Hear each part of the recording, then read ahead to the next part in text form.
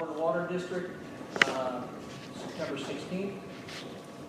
And first on the agenda today, presentation from Lars Gunderson, the origins and dynamics of phosphorus in Maine's Lake Auburn watershed. Mr. Gunderson, welcome. Thank you. Yeah, so hi everybody. My name is Lars Gunderson. I grew up in Freeport and I graduated from Bates in this past May. And my senior thesis at Bates had to do with phosphorus loading in the Lake Auburn watershed. So I'm really excited to talk to you about what I did and some of my findings and recommendations. So I'm going to talk briefly about why I studied phosphorus and what my approach was for the thesis. And then I'm going to talk about my work to both characterize the current conditions of the lake and make some predictions about what the lake could look like around 2050 under a few different scenarios for development and management that will be made over the next coming years. So I'm going to start by giving some background on phosphorus and on my approach. So I started working on Lake Auburn during the summer of 2018 as a research assistant with Holly Ewing. And I did a lot of sampling with Dan Fortin and Chris Curtis around the watershed, as well as weekly monitoring as part of Holly's research. That work then evolved into my thesis work, which was looking at phosphorus specifically. So I studied phosphorus because phosphorus is a nutrient that all plants and algae and cyanobacteria in aquatic ecosystems needs to grow. So it's a key nutrient for the growth of pretty much all aquatic life in the lake. And it's also the least abundant nutrient relative to the needs of algae and cyanobacteria and plants and whatnot. And so what that means is that when phosphorus is added to the lake, the conditions become perfect for greatly expanded algae growth, cyanobacteria growth, and plant growth. And so in this way, phosphorus is a major driver of eutrophication. Eutrophication being the process through which lakes become green and full of algae, and basically looking like this photo I have here. Cyanobacteria are of particular concern for a few reasons. They are ugly to look at, and they can cause decreased economic value of property around lakes that are full of cyanobacteria, and they can cause decreased economic activity in the vicinity of lakes that are full of cyanobacteria due to issues with odor and issues with aesthetics. We also see issues with taste and odor if the lake is drinking water supply and there are cyanobacteria living in the lake. And this can also affect recreation. We also see that some cyanobacteria pose health risks to livestock, wildlife, fish, and people. And some cyanobacteria are neurotoxins, meaning that they're toxic to the brain.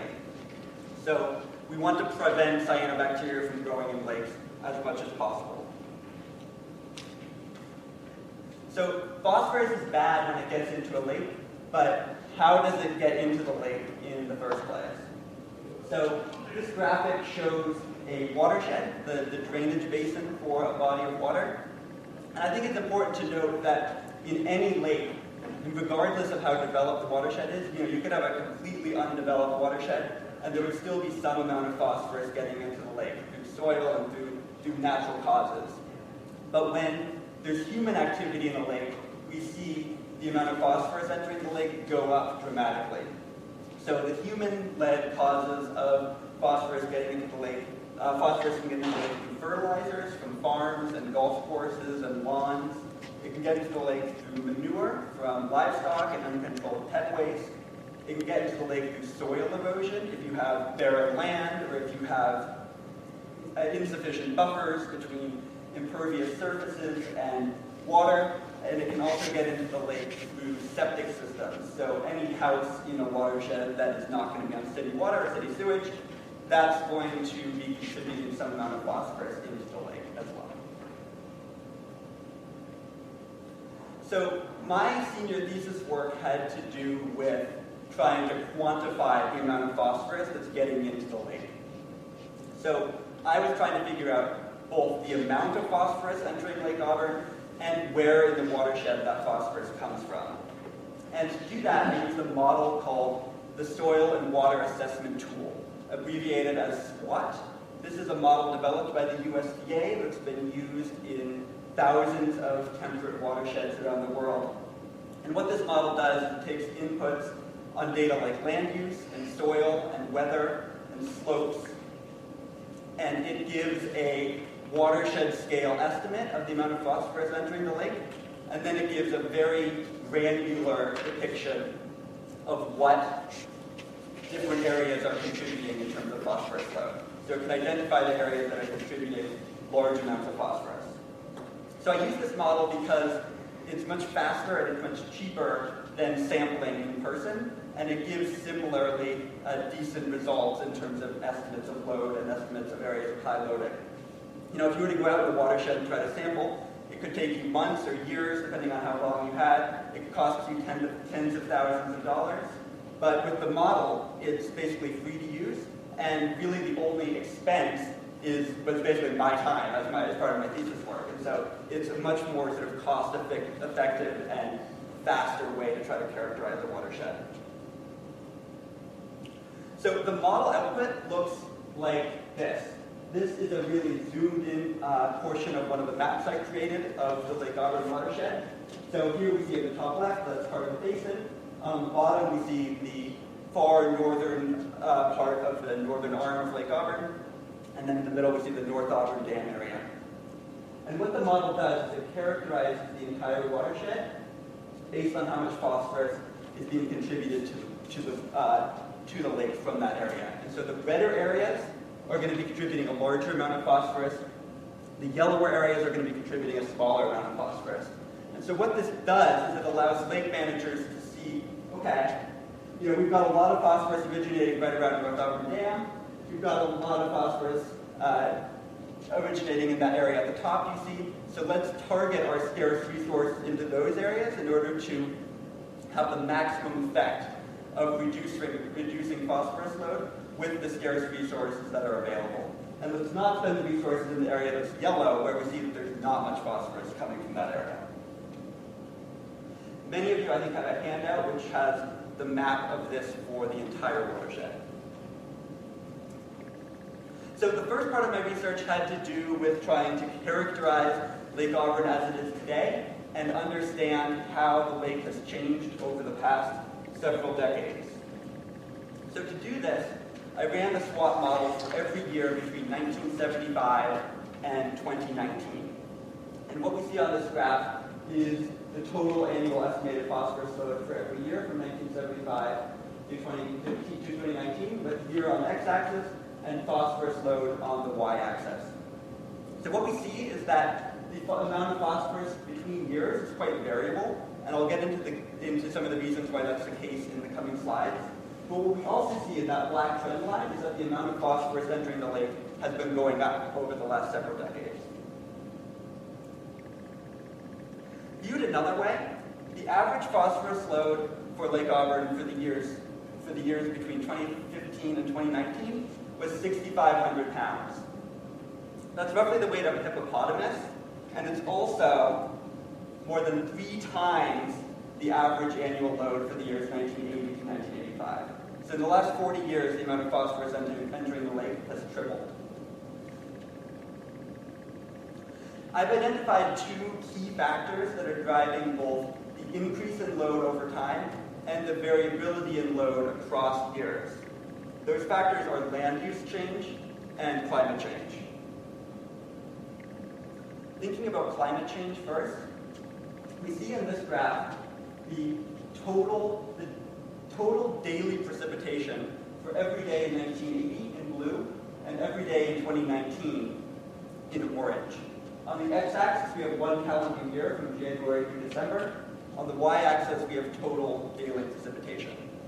And what we see is that in 2019, there are many more days in which there was an extreme precipitation event, characterized as a day in which there's more than 20 millimeters of rain in a given 24-hour period. So what that means is that basically between 1980 and 2019, the number of extreme precipitation event days tripled to quadrupled, and looking at the multi-year average.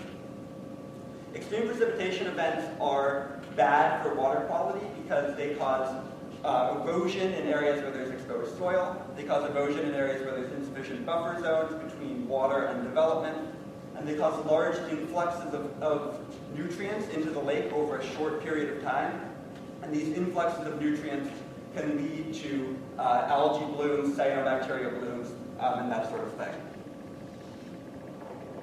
Thinking about the second factor, land use change, in 1980, the Lake Auburn watershed was 81% undeveloped, 18% agricultural, and 1% developed.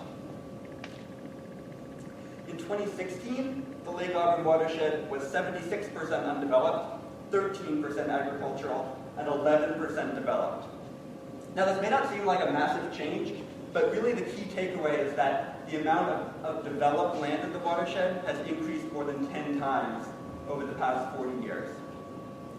And developed land contributes an outsized phosphorus load because we have impervious surfaces, we have septic systems, we have development edging closer to bodies of water and streams and that sort of thing. And so that can lead the amount of phosphorus entering the lake to go up dramatically. Returning to this graph that I showed you a few slides back, in light of some of the explanations I give, I just want to sort of circle back to this a little bit and mention that, so the variability that we see in the total phosphorus load for a given year, that's largely an effect of these extreme precipitation events, where if we have a really dry year or a year in which there aren't many extreme precipitation events, there's going to be a lower load. If we have a really wet year or a year where there's a lot of extreme precipitation events, that's likely to result in a higher load. And then if we think about this long-term increasing trend, that's largely a function of the development that's happened in the watershed and the effect of these extreme precipitation events on the development. So super heavy rain is going to result in more phosphorus runoff in a developed area than it is in an undeveloped area. So the more land we develop, the more the extreme precipitation events are going to cause runoff of soil when they happen. So it's sort of a dual problem. So the second part of my work had to do with trying to make some estimates for the future of Lake Auburn. So what I did is I ran the SWOT model for the year 2050 using 4 different assumptions for what could happen in the watershed over the next 30 years or so. Before getting into those scenarios too specifically, I want to pause and say that based on my research, it's clear that the land use decisions made over the coming years are going to affect both the long-term water quality trajectory of Lake Auburn and the resiliency of Lake Auburn for generations to come. So if major interventions are made in the watershed in the coming years, it is likely that Lake Auburn will resemble the photo on the left in 2050. Under this scenario, the water quality would remain good, the drinking water would remain good, the lake would offer recreational opportunities, and it would offer economic value to the community in the form of economic activity around the lake. If development continues, based on my scenarios, it is likely that Lake Auburn will resemble the photo on the right. Under this scenario, the lake will smell every summer. It will have annual algae blooms and cyanobacteria blooms. It will only be drinkable after extensive filtration, if it's drinkable at all. And it will be an economic liability for the community because property values around the area will be depressed because nobody will want to be near it, and economic activity around the lake is also likely to decline. So what I'm going to do is I'm going to talk about my 4 scenarios for what Lake Auburn could look like in 2050. And I'm also going to include the Lake Auburn estimate for 2019 that I came up with, the estimate for 1980 that I did based on the model, and I'm going to offer a few comparisons to other well-known main lakes as a means of comparison. So what you'll see is, on the x-axis, you'll see lakes different lakes coming up, and you'll see different scenarios for Lake Auburn. On the y-axis, you'll see the ratio of phosphorus load to lake volume. So how much phosphorus is entering the lake relative to the size of the lake. Starting with Moosehead Lake, we see Moosehead is a massive lake. It's a mostly undeveloped watershed. And so we see that this is an example of a lake in which the ratio of phosphorus to watershed volume to water volume is extremely low. Sebago is a similar story. It's a slightly more developed watershed, but again, it's a massive lake, and so we see that it's able to absorb a large phosphorus load, and it's able to be somewhat resilient and still have a low ratio, despite some development. And there have also been major interventions and conservation efforts in the watershed to prevent the load from increasing too much. This scenario shows the SWOT estimate for phosphorus load in Lake Auburn in 1980. We see that in 1980, Lake Auburn was a healthy lake. There were some concerns about agriculture and development of the watershed, but for the most part, water quality was good, and drinking water quality was excellent. This scenario shows Long Pond in the Belgrade Lakes region in the present day. Long Pond is very similar to Lake Auburn, and its load is very similar to the current load for Lake Auburn. The Long Pond watershed is a bit more developed than the Lake Auburn watershed, so it started experiencing issues with declining water quality in the 1980s and 90s. There's since been some big interventions which have stabilized load, and so Long Pond could be a good model for Lake Auburn to follow in terms of watershed protection and water quality control. Here we see the SWOT estimate for Lake Auburn in 2019. Under this scenario, and in the present day, water quality in Lake Auburn remains pretty good, but there are concerns about long-term decline in water quality, eutrophication, watershed development, and there's some concerns about algal and cyanobacteria blooms in some years. So thinking about the ways in which the watershed has changed between 1980 and 2019, you see those two orange dots. Those are the dual factors of climate change and land use change, namely development, that I was talking about before. Here we see my first scenario for Lake Auburn in 2050. Under this scenario, there are major interventions in the watershed made in the coming years, and the lake remains in good condition. Water quality does not decline very much over the next 30 years, and the load of phosphorus entering the lake remains mostly stable. So, what do I mean when I say major interventions? What would be involved in achieving this objective for Lake Auburn? Before getting into them too explicitly, I think it's important to acknowledge that these types of interventions would be expensive and they would be highly involved. They'd take years and potentially decades of planning and effort. But I think it's also important to note that they would be significantly less expensive and probably less involved in terms of the planning process than building a filtration facility. So what I'm going to do is I'm going to give an example from this portion of the watershed along the eastern side, along the Route 4 corridor area of Lake Auburn. I'm going to give some examples of areas that are contributing a high load based on the model output. And these are also areas where interventions would be needed in order to try to get the load under control in a way that would lead to the 2050 scenario that I just showed, in which the load remains more or less stable. So we see areas of high load around Gammons Nursery. We see areas of high load around Roy's, disc golf course, and mini golf. We see areas of high load around First Brook and the Horse Pond area around the source of First Brook. And we see areas of high load really all along the Route 4 corridor to varying degrees. So these are all areas, and I'm not trying to pick on specific locations because these types of areas exist throughout the watershed. But these are areas where fertilizer is causing phosphorus to get into the lake, where impervious surface is causing phosphorus to get into the lake, where there are insufficient buffer zones between developed land and streams. In this case, it's mostly Townsend Brook.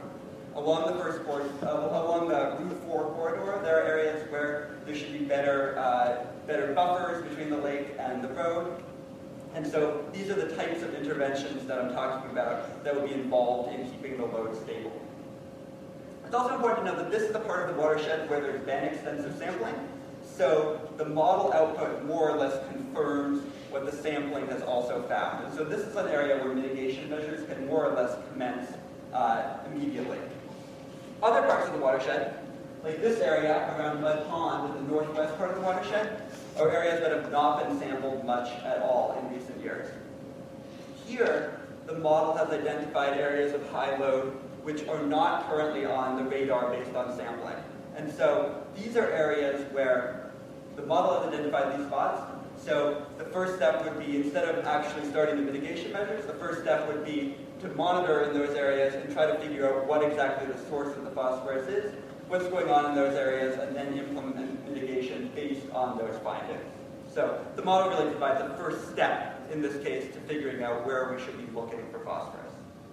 Here we see high phosphorus loads right around Mud Pond, northwest of Mud Pond, and also a little area southwest of Mud Pond. So these are all areas where some more sampling would be a good idea to try to figure out what's going on. And again, there are places like this all over the watershed too where additional sampling is necessary to try to figure out what is causing this area of high load.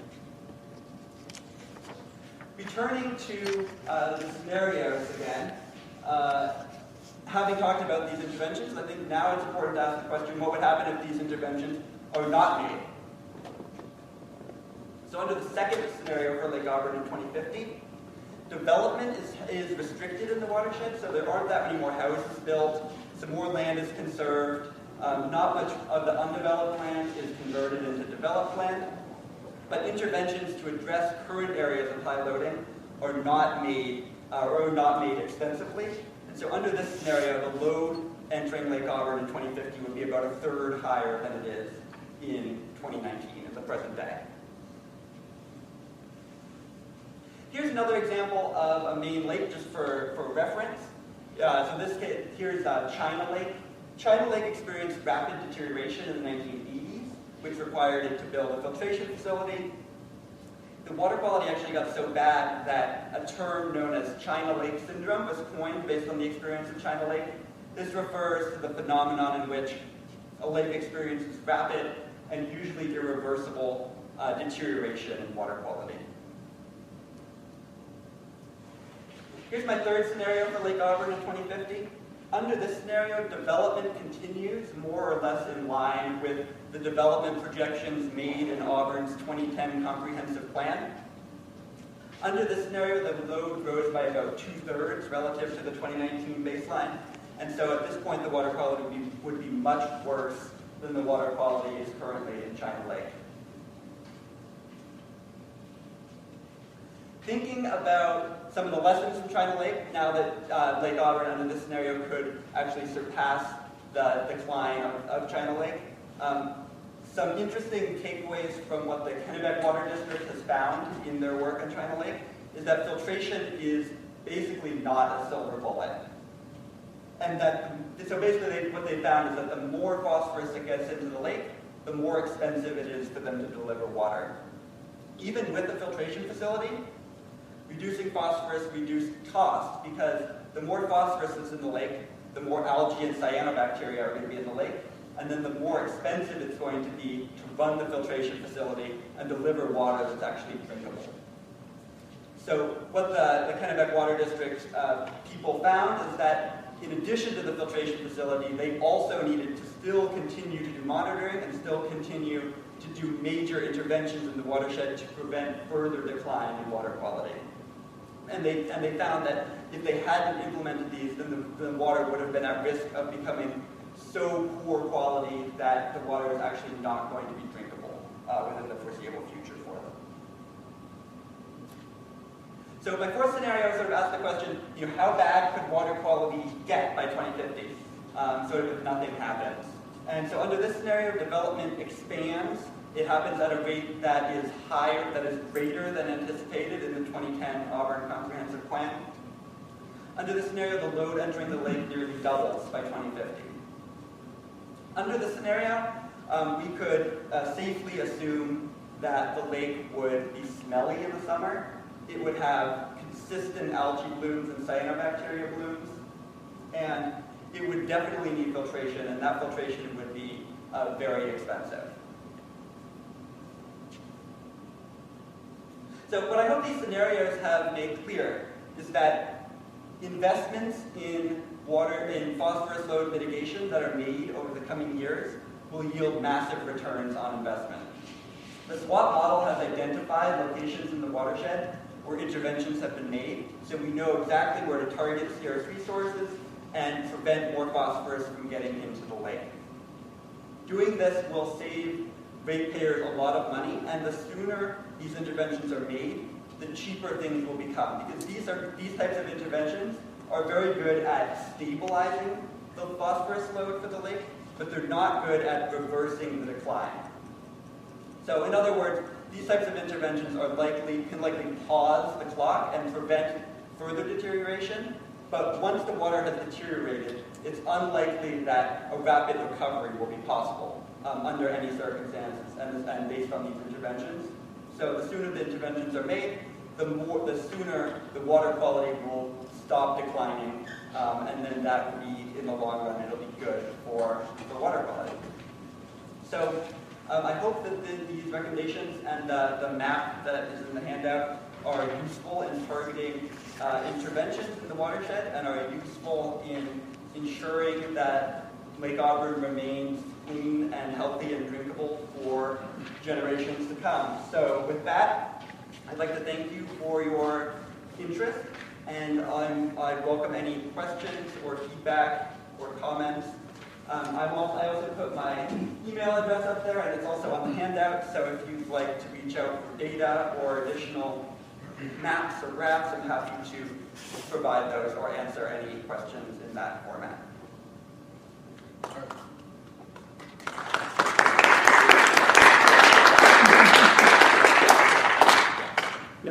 First and foremost, I'd like to thank you for coming today. This was absolutely excellent. I'd stand up and give you a standing ovation, but I'd probably embarrass myself. But thank you for doing this. It was really, really helpful. Very, very well done.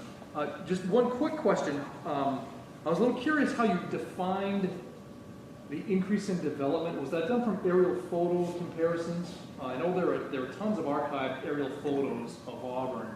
I'm just wondering how you, and I was actually a little surprised to see how you've shown that development has really increased since basically in the last 4 years. And I'm like, wow, it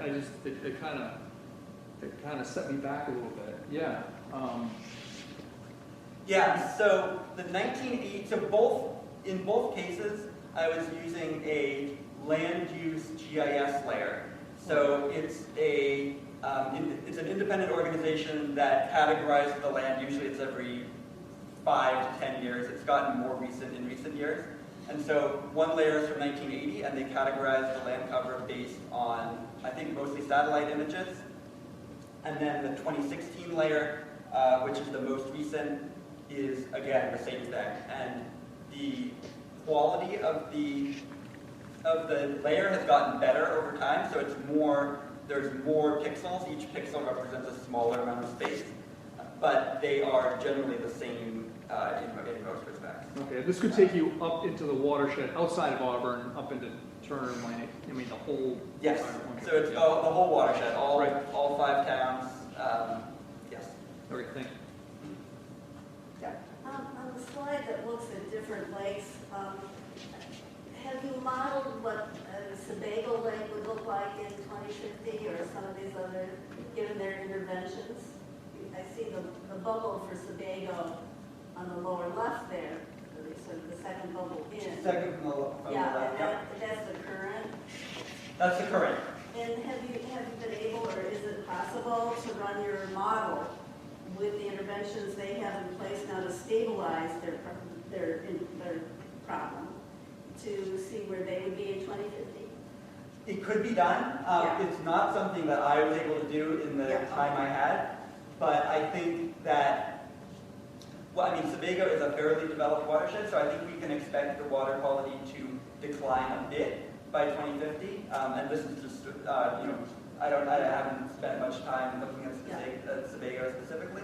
The thing about Sebago is that the volume is about, I think it's about 50 times the volume of Lake Auburn. So it's the apples and oranges. And so the lake is so huge that it's able to absorb a massive amount of phosphorus without seeing the same impacts that we see in Lake Auburn. That's helpful to remind us because we sometimes think, oh, Sebago, couldn't we be just like them? Long Lake is the one you said that is more comparable to us? Long Pond, yes, Long Pond. and the Belgrade Lakes. That's not Long Lake, that's Long Pond. Long Pond, yeah, thank Yes. you. Because Long Lake is also a massive lake. Yeah, but Yes. Long Pond. This is okay. Long Pond, And yes. that's in Belgrade. Okay. That's in the Belgrade Lakes region. It's very similar in volume, and the current load is very similar. Okay, and it's more like us right now, I think, yeah. Yes. Okay, that just helps me try to conceptualize what we're talking about here. Thanks, that's my question at the moment. The other question I'll just throw out there is that I think all of us have an opportunity to think about how to help more people learn about this throughout the community because we don't know automatically. This is a great place to start. I'm glad, and I'm happy to be involved in future efforts if that's helpful, or to share information or slides. Yeah. Good. Yeah. Question, go ahead, someone forward. What's the comparison of in-lake sediment phosphorus loading versus what's coming in that's being measured from outside the lake? In-lake mixing, we were told that there's a couple studies that there was a lot of phosphorus being regenerated from the sediments. So what's that compared to what we can actually control? Or can we control that by more chemicals, So the model doesn't deal specifically with internal loading as opposed to external loading. It's more about an overall load. My estimate based on the data that I've had is that about a quarter of the load is internal loading. Although I have to confirm that exactly. I think though the thing about internal loading is that it can sort of be exacerbated by external loading. So they're not completely separate. But I'm happy to get you some more information on that. I'd have to check up on that. Just one other follow-up question. So I became involved in the Lake Auburn watershed after building a house in 2005. So I'm currently permitted, and me and my neighbors, 2,000 gallons of septic effluents within 800 feet of Lake Auburn in deep gravel aquifer soils. So I would love for more sampling to happen along my shoreline. I'd love for you to come out to the property just to make sure that what the current existing septic regulation requires is the right thing for the lake. Yeah, so I think that's definitely something where more sampling could be useful. I know that the Auburn codes are stricter within the Lake Auburn watershed in terms of setbacks and in terms of the vertical separation for the septic systems. But any septic system is going to be contributing some amount of phosphorus into the lake.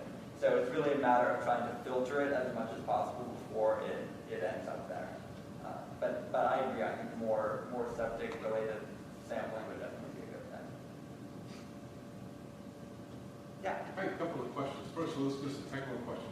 I understand the trees help absorb phosphorus, live trees, and the dead trees actually contribute phosphorus.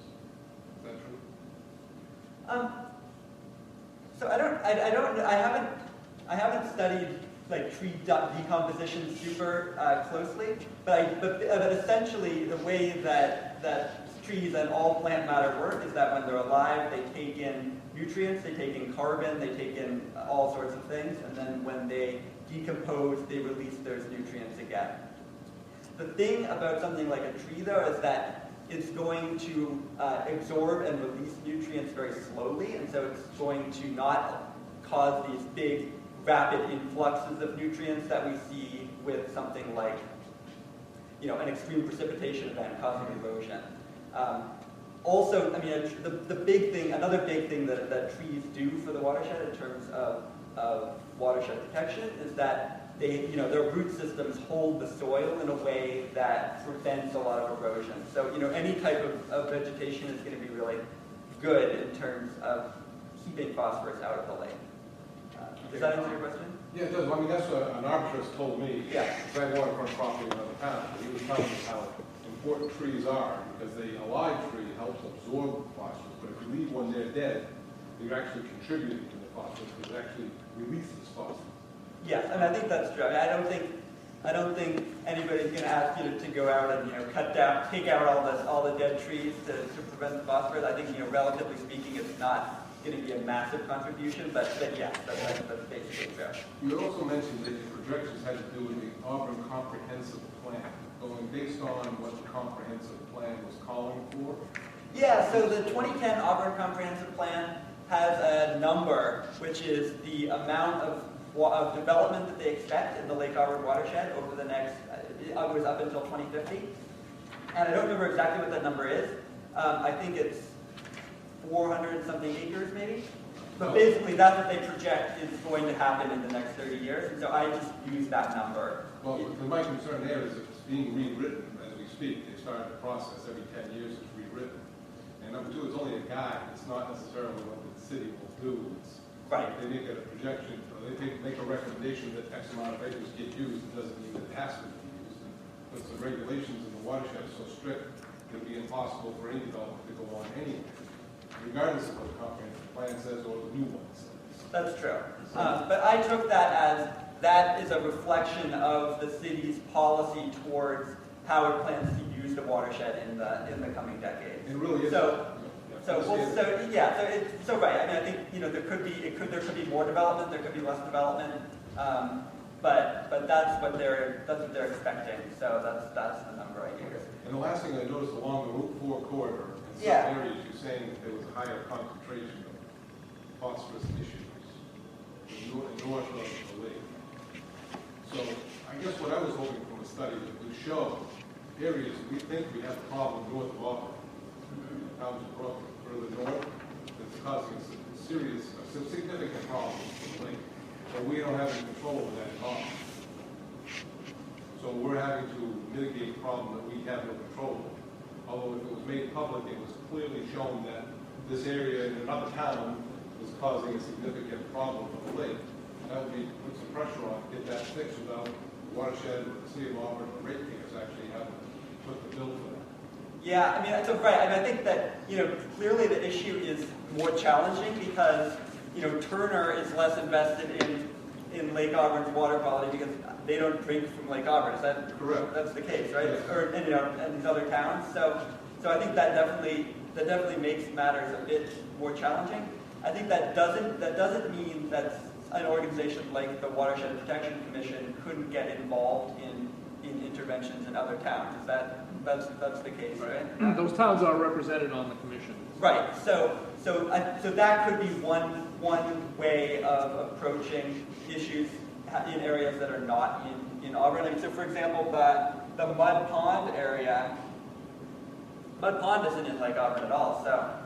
So that's another example where I mean it would take some collaboration between the towns, and it would probably take the Lake Auburn Watershed Protection Commission to bring the different parties together and coordinate that effort. Because I think you're right, that's absolutely a challenge, but it's something that the Watershed Protection Commission in particular is a vehicle for bringing the multiple towns together based on my understanding. Wait, so before we go, Mary, we got a full agenda? Just a quick one. Before this goes more public into other educational settings, there are actually two private businesses that are named, one being Roy's and one being Gammon's. Do they have any heads up that this is information that's being made public in which their business is identified as being a contributor in the phosphate question? And if they don't, I think it'd be a professional courtesy to have someone communicate with Gammon's and with Royce so that they don't hear about it through some other way. That's a good point. Very good point. Otherwise, it's more general, but those are two businesses, and I don't think it's appropriate for them to hear it in any I would other also way. indicate, this is also a study. Yeah, This but is they're named. also, this isn't proof. No, of but what's they're happening. named, so as long as they're I named, I agree. think there's a courtesy to say they're being named. Yeah, no, I think you're right. And, I wasn't I'm not trying to single out No.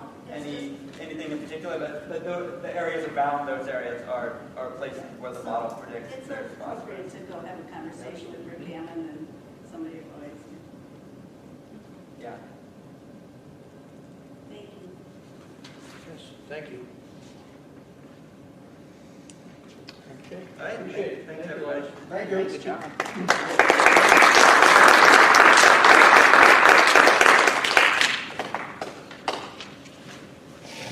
All right, so now we're going to move along to the second item. We want to approve the minutes from our meeting, the last meeting. Anybody have any thoughts? We have a motion to approve the minutes? So moved. Second, Casey, second Bob. Any discussion?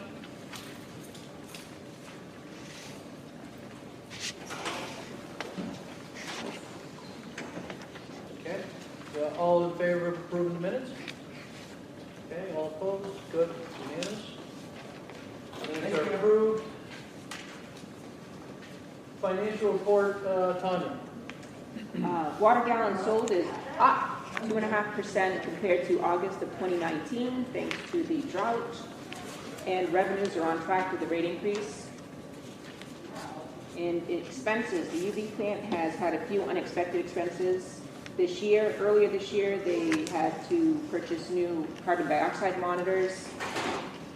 Then the UV probes had to be replaced, and most recently, this past month, they needed a software update for security reasons for the heating and ventilation system, and that also required some hardware upgrades. So their line is a little above budget at this point. But overall, we have a few lines coming in under budget. Right now, all expenditures overall are $35,000 below budget. Cash on hand at the end of August was just under $1.5 million. We have a bunch of bond payments due this month, so that won't stay high for very long. The 120-day past due receivables continues to climb, and we do continue to place liens. The PUC commissioners met yesterday on the reinstatement of disconnections, and they did pass to reinstate disconnections on November 1st. They have implemented a few changes to the process, and we'll have those implemented and hopefully start seeing the receivables, the past due receivables decline for November. We've decided to go against we've decided to not move toward monthly billing at this time. The additional printing and mailing costs is about $15,000 annually. We just don't want to incur those costs at this time.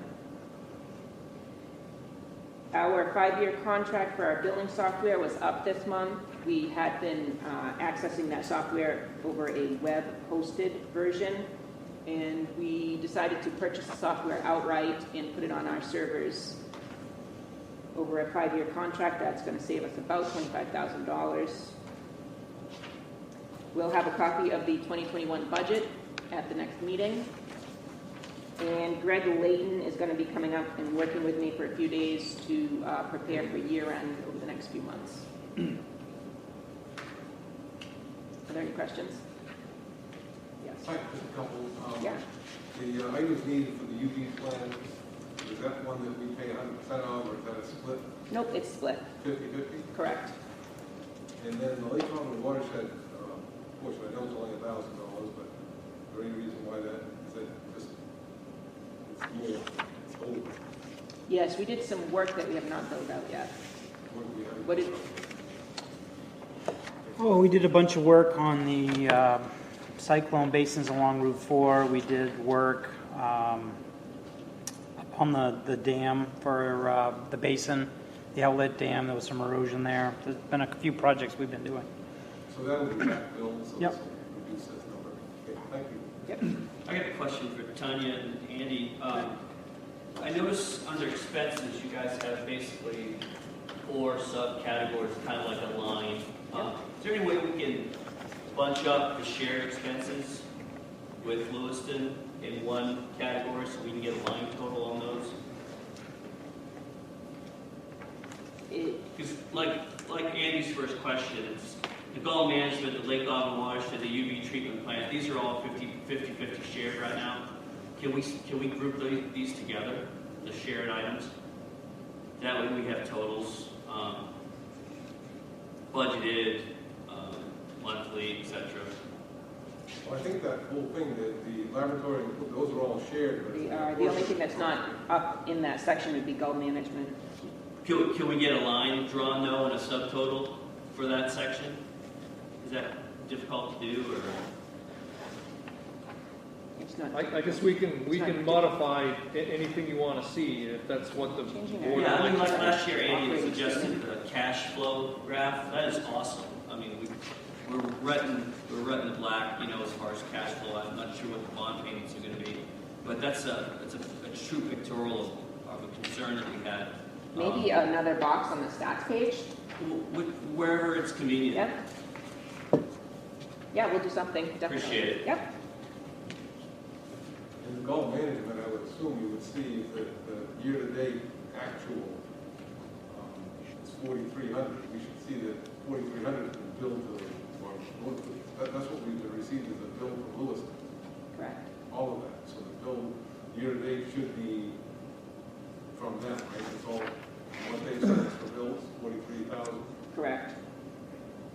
Yeah, and how's that going to happen? It's a $177,000 contract that they're forcing 50%, but we're only budgeted for 60 grand. So how are we addressing that, and how are we going to look at that in budget season? It's going to be a question too that we'll have coming up.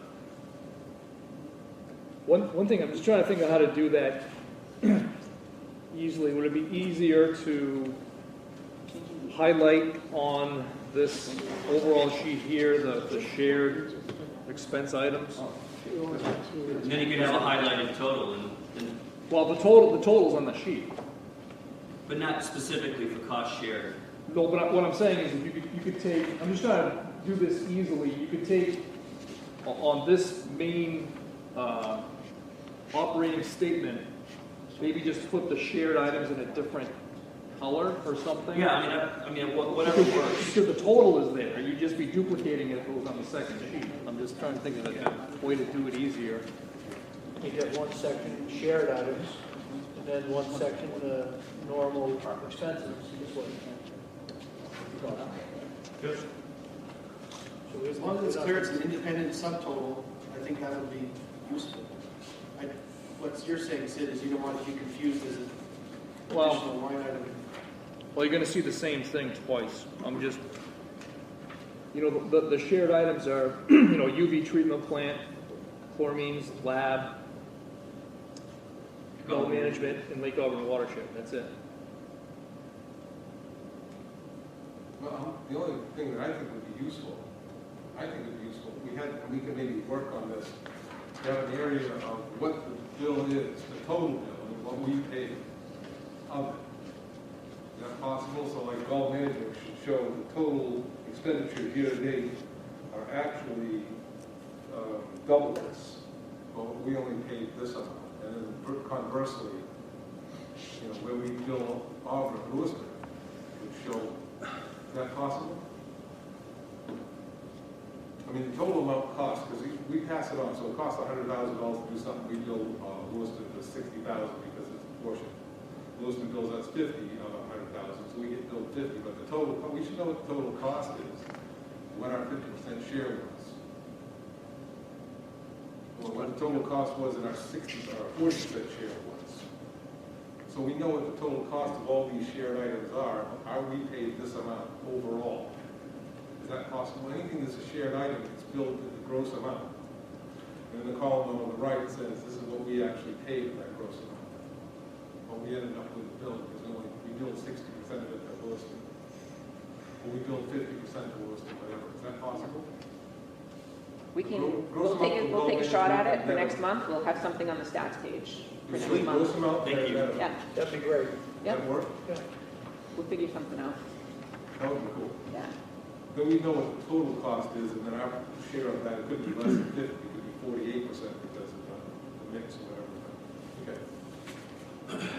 Some items are paid by us 100%.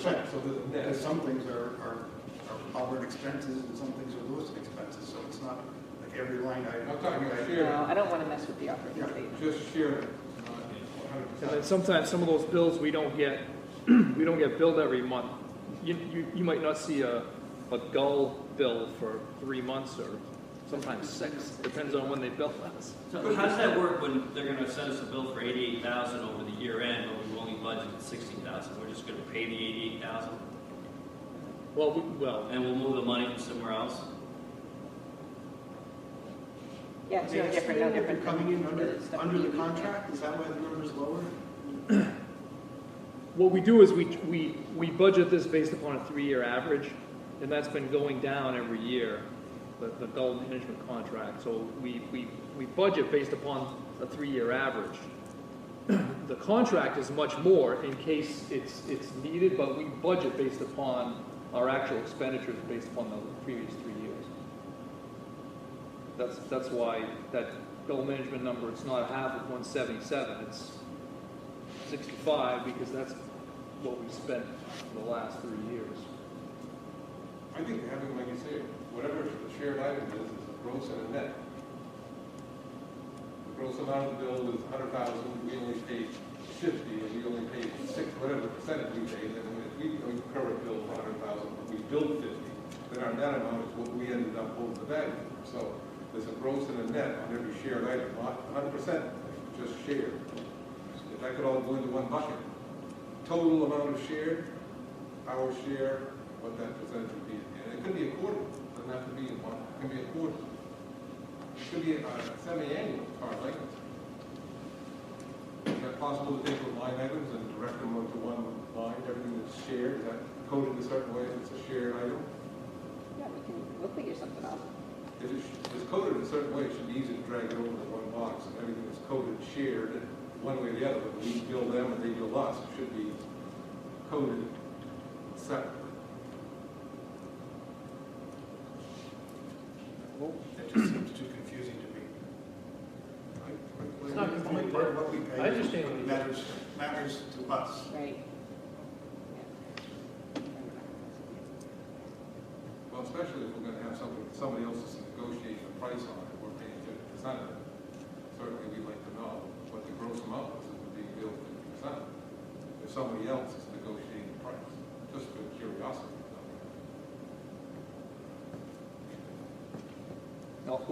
Yes, Tanya, so we'll bring something back for next month and see if we can tweak it if it's not what is useful.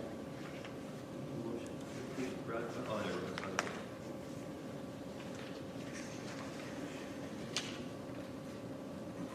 Tanya, are you all done? Yeah. You are, okay. Thank you. Move on to ratifying bills. I move that we ratify the payment of bills. Okay, Bob, motion. Do we have a second? I'll second it. Casey, second. What, do we have any discussion? Mike answered my questions earlier. Great. So, do we all approve paying the bills? All in favor? Opposed? Just one today. I'm in that mood, sorry. Okay. So it's 6-1.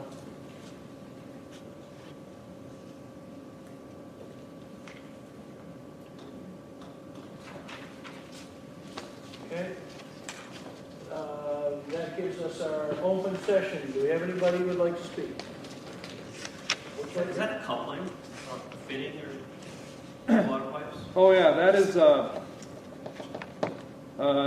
is a piece of water pipe that we pulled out of the ground on Spring Street about a month ago. We were doing the separation of the catch basin at the housing complex next to Hannaford's, and they hit a log.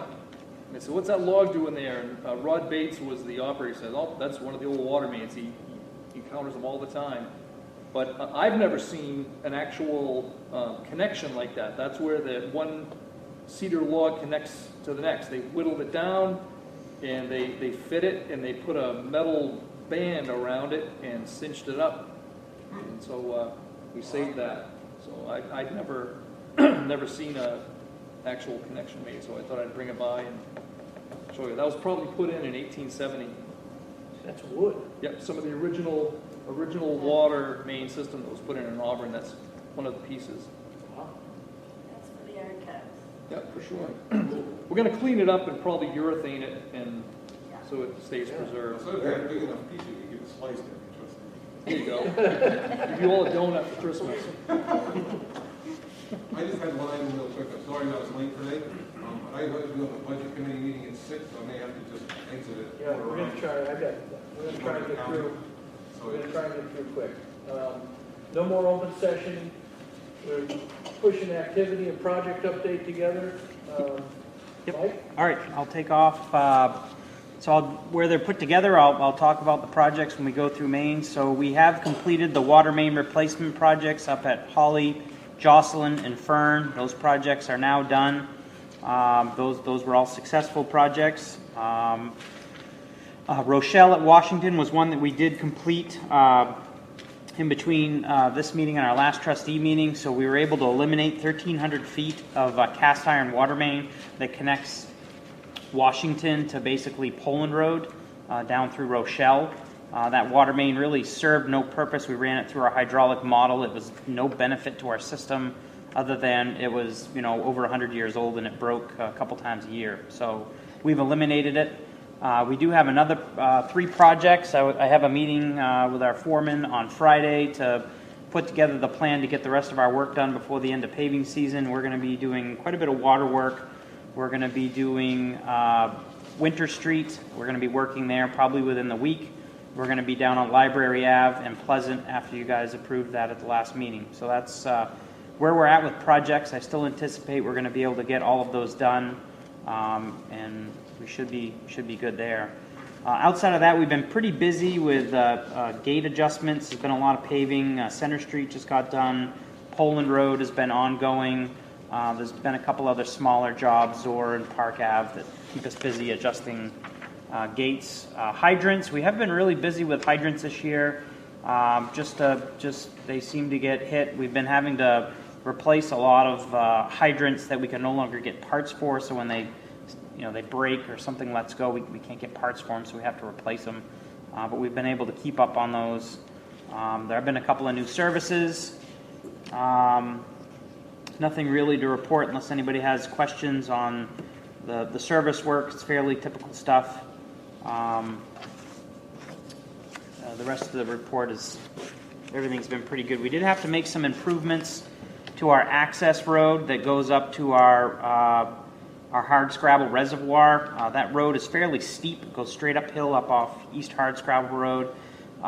The thunderstorms have carried water right down the road, washed it out. We were actually washing gravel out into the road, so we had to fix that up, get the slopes fixed, and so we put some effort into that. But outside of that, unless anybody had any questions, that's it in a nutshell. Did that gravel runoff happen after that road was fixed? No, that's what triggered us to fix it. Public Works had complained to us that, hey, we're finding a lot of gravel in East Hardscrabble. We noticed you have a road there. We checked it out. It was the hurricane storm really, for whatever reason, just that gush of water really did some. Once you start eroding a channel, it had a path. So Because it looks like now the road is broken up, but I don't know if they're fixing it. It looks more broken up now than when it... Oh, well, the city had some work that they need to do there, too, so they've cut out a couple of patches. Okay. So they're repairing the East Hardscrabble Road, and we fixed our Reservoir Road. Oh, okay. So they didn't want to make their repairs if we didn't fix our problem, too. So Yeah. we fixed ours. Mike, the grindings for the repair of the Hardscrabble Road, did you say they came from Center Street? Nope. I just explained that's where grindings come from. We bought them from Doobie Gravel. I don't know which road that got ground up that produced the grindings, but... So that road will last longer now with those grindings rather than just gravel. I have one real quick question. Sure. Mike, under other activities, Yeah. it's on the list, so I assume it hasn't been significant. What is clean up porta potty mess? So that's a little bit of a nightmare. We had a couple of porta potty messes in the last few months. One at the Route 4 boat launch, somebody deposited a large amount of clothing into the porta potty to the point where the vendor could not suck it out. So one of our employees had to hand dig that stuff out of the porta potty to restore it back to service. That was one issue. The second issue was one night somebody tipped over the porta potty up by the North Auburn Dam. The next day we got it cleaned up and restored, and then the following night somebody threw the porta potty into the basin outlet. So it was in the outlet. Fortunately, the first night they tipped it over, it emptied it out of the material, so it was cleaned out. So the next night when they threw it into the water, it was empty, but we did some remediation work, and we've now removed the porta potty there. And it was bolted to the ground. It's not like it was just sitting there. It was bolted to the ground. They ripped the bolts up and chucked it in. Is there power there for cameras? Or? There is no power there. I did call police. They filed a report. One person ruins for everyone else. That's the worst. That's the worst thing. That is a very popular spot for recreation, and unfortunately, we didn't have a good system. We tried to work with GA Downing to put it there, and well, how are we going to secure it? So I know it's something Erica's working on how we can put it back there, because that porta potty does get used, and it's unfortunate it's not there right now. All right, thank you, Mike. Is there anything else? Anybody else have any questions, Mike? Good, thank you. All right, so we're going to move to new business. Sid, water quality update? Yep, just very quickly, just like last month, the water quality is very, very good for this time of year. Secudis readings are over 8 meters. Turbidity is still in the 0.3 range, which is very, very good. That's all. More evidence is attributed back to the alum treatment we did last summer and fall. I think that's what's been the main driver for the water quality that we're enjoying now. I always knock on wood talking about water quality. We are entering the critical months when the temperature cools off. Some of the different types of algae, if they are present, will start to come in this time of year. So we still cross our fingers that we can get through this fall season with the same water quality we've been enjoying. And that's it.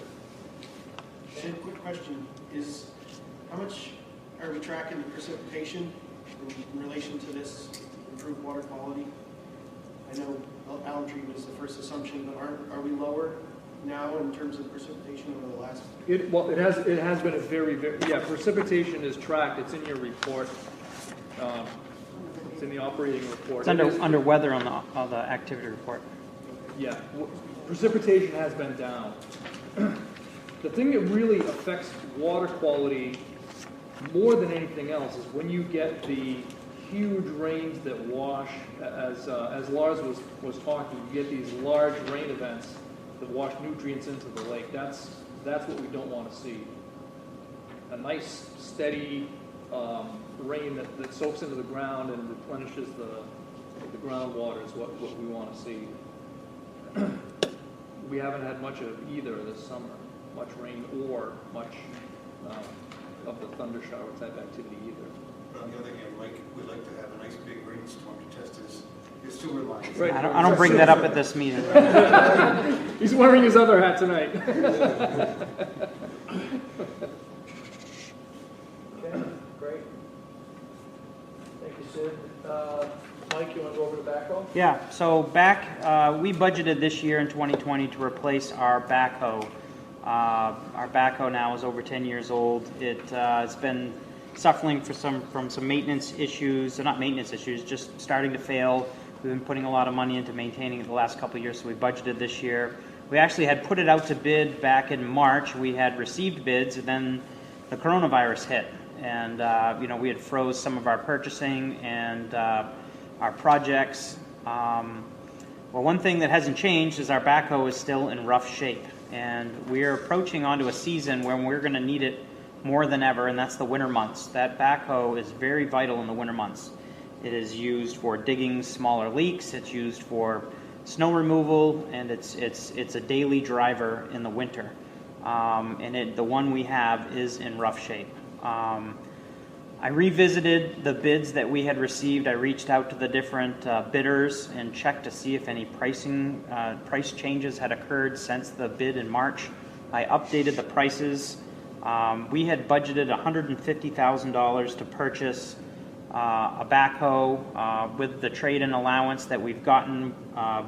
Where we would like to purchase a backhoe for $104,400. We did bring this up at the sewer trustee meeting last night, as they would pay for half of this, and they did vote to proceed and purchase the backhoe. So I would like to ask the same of the water board, if we could support, revisiting this. And I think Sid and Tanya have looked at our status and feel that we can make this happen without impacting us. So we'd like to proceed. All in favor? I make a motion. Okay. We approve purchasing. Motion to approve the purchase. Second. We have Mary second. All in favor? Any discussion? All in favor? I'm sorry. Yeah, Discussion. Go ahead, he's Andy. got the same question I have. Yeah, so I'm in favor of this, by the way, so, but my question was, does it last for 10 years? Well, it's over 10 years. It's over 10 years? Yep. And It's we 93. budgeted- 93 is the existing one. Pardon me? 1993. The existing backhoe's in 1993. Oh, I thought you said it was 10 years. I said it's over 10 years. Oh, okay. Yeah. Because my So question it's was- 27 years old. Yeah. Okay. So I was just making sure we got a unit if we had, we're under budget, so making sure we get a unit that's gonna give us the best performance. Yep, this has all the tools that we want on a backhoe, the twister wrist, we're gonna have detachable forks for the front so we can offload freight, move pipe. It's gonna have everything we need, and it's actually got a lot more things that our current backhoe doesn't have. But Cat compared to, say, a John Deere or something else that's gonna last longer, 5-year warranty on the cat. Yeah, it's got a better warranty. but that's on everything, or just on the drive? It's a full 5-year warranty. On everything? Everything. Except the attachments? Yeah. Well, that's a good deal, I just want to make sure that, when you said it's over in 1993, that's well over 10 years. Yeah. So, yeah. Cool. No, good. Good. All in favor? Opposed? Great. Unanimous. Thank you. Just one point I want to make, back to Jason, the previous comment you had about the rainfall. If you remember back a couple of years, we had a severe drought, and a lot of towns around Maine they were running out of water. Some surface supplies were down so low that their pipes were getting exposed, but we were never in that situation. A lot of our water in Lake Auburn, it's a spring-fed lake, so even during that severe drought, we were never under the threat of running out of water. I just wanted to make that point. I don't know if that's where you were going with the comment, but. Not really. Okay. I was more interested in the longer-term, lower precipitation for less Or algae. heavy events Okay. lead to better quality. And assumption is always the algae treatment is the most. I just wanted to verify that I know that's being considered. I just wanted to say it out loud so that it was mentioned. It's more. There could be other factors. Okay. Okay, good. New business done. We're moving to old business. The Auburn Water District bylaws. Jim Cross, you guys saw the email.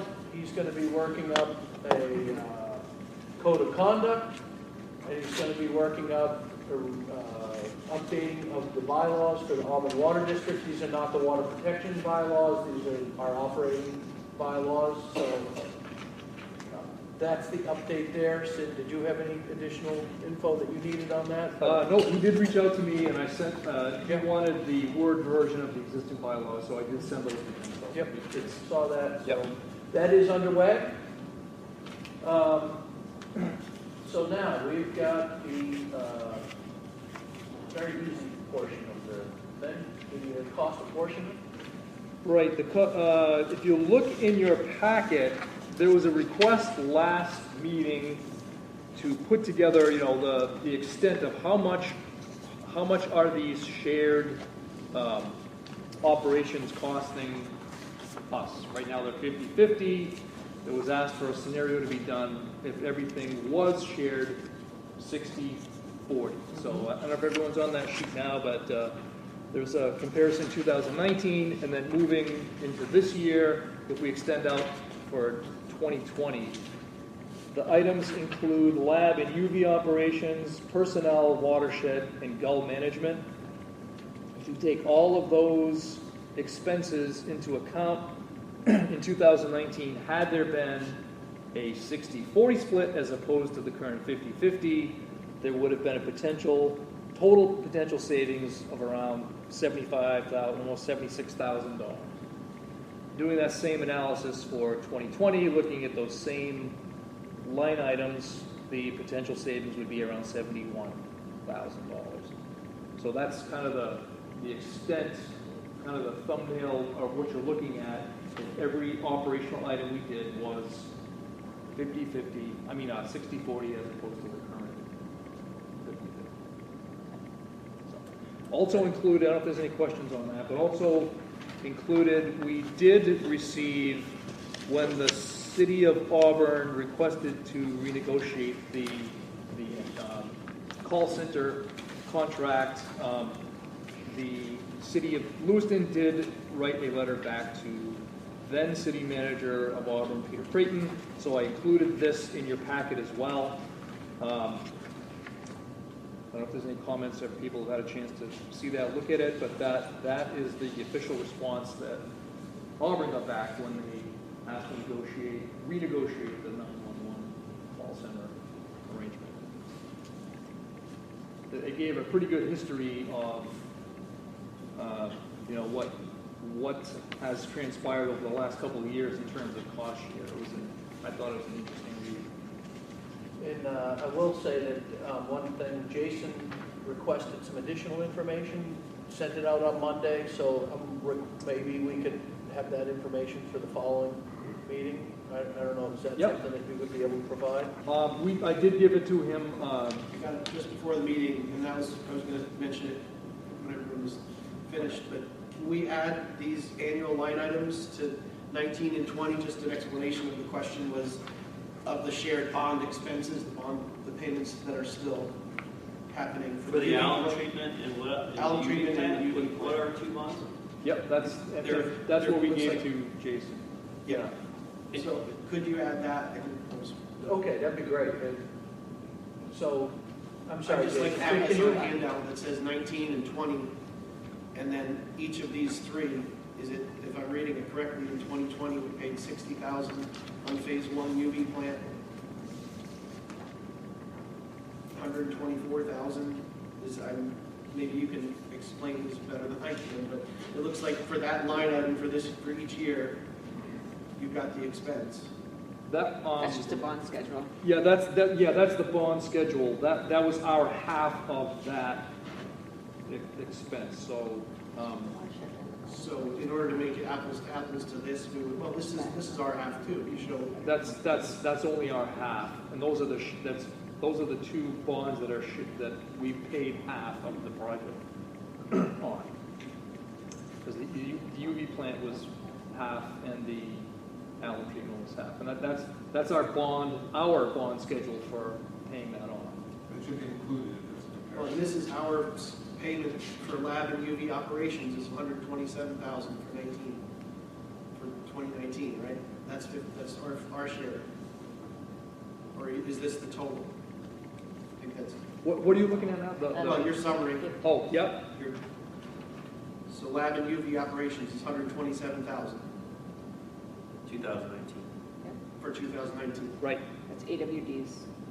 That's our share. That's our share. Just as in the bond payments each year, this is our share of the UV plant expense that we pay each year. Right. I just wanted to be clear of that. Okay. Can we use the last 3 months, look back on the water use? Because it's been consistently 37, 63. Can we update these totals so they're not 40, 60, but 37, 60? That's in your packet every month, the water. I know.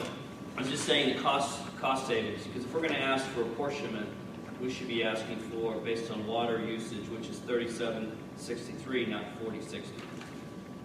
Right now. I mean, You Last want 3 months. three more of these done for each last. I think for now this is a placeholder because you're going back to 19 and the numbers might have been different. We need a starting point. Oh no, all I'm saying is potential savings of 75,835, or this year 70,946 based on 40.60, right? Right. So it's 37.63 is what we're using. So it's 13% savings right now that we're asking for. Well, for our it rate varies. increase. Well, as you know, it varies every month. I mean, I don't know how far you want to take the exercise, but. Yeah, that's what I did. I looked at the last 3 months, and it's still 3763. So you divide it out, it's pretty simple formula. Conceivably, this is a spreadsheet, I'm assuming? Yep. So we could we should be able to block it in a certain way where you just put what the split is and it would adjust. Change. I just don't want to be asking Lewiston for 40, Right, I think 60. this was for a general, don't want to speak for some, but to me, this is a general, this is to start a conversation internally on what these are. I know the last meeting you asked, Yes. how much are we talking? These are broad numbers. This is a general to start a conversation of, if we were to approach Lewiston with a formal request, we would want to have these numbers to exactly what we were asking for. So I think what you're saying, if you'd be all right with this, for our discussions, if we want to move forward by reaching out to Lewiston, we would want to approach them with the actual apportionment that we would say that is a good estimate. Perhaps we do it, I know you do it, LOPCA does it each year, they adjust, or each month they adjust, or something like that. But My point is on our minutes here, we wrote, the Lewiston staff has suggested a letter outlining a specific request.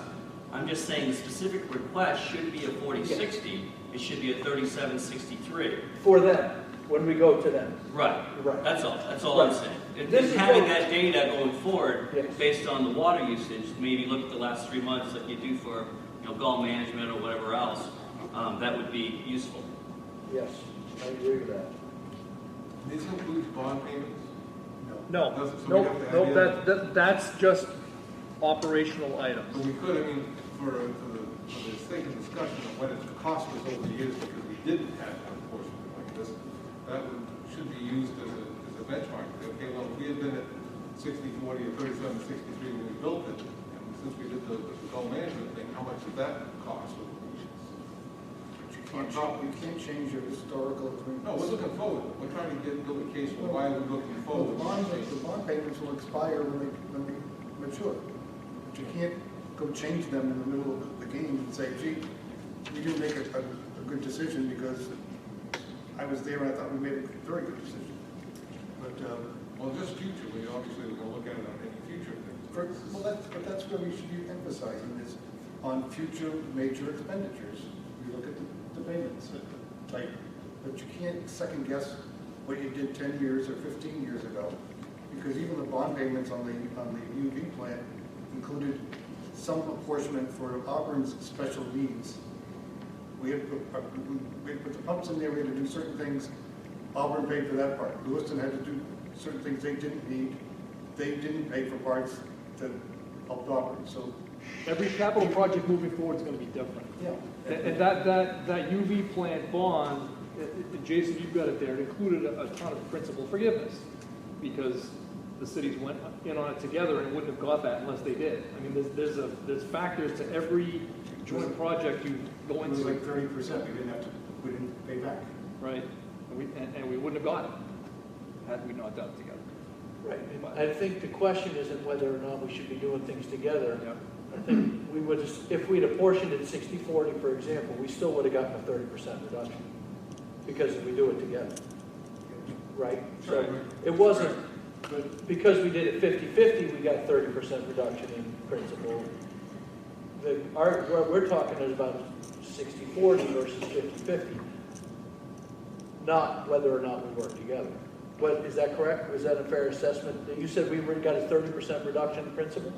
Well, Because we got- went together. We got Obama money to do a joint project, and we were shovel ready at the time. And, Right. So we worked together, and we got a 30%, but it wasn't because we worked together 50/50.